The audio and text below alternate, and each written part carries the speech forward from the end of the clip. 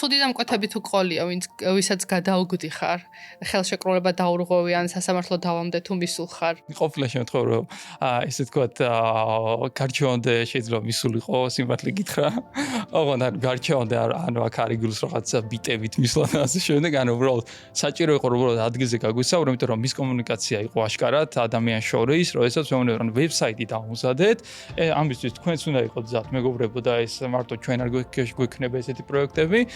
რომ პირველად დამკვეთე ან ხელშეკრულება ყველაფერი გაკეთებული და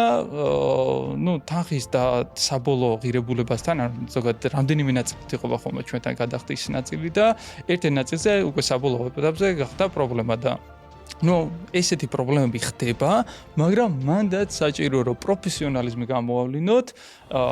გაესაუბროთ, ნახოთ რატომ თქვა არ იცავს თანხას, რა არის პრობლემა და ასე შემდეგ და ჩვენ შემთხვევაში სიტყვით მოვგვარებულ ვართ, ესე მარტივად რო თქვათ რა.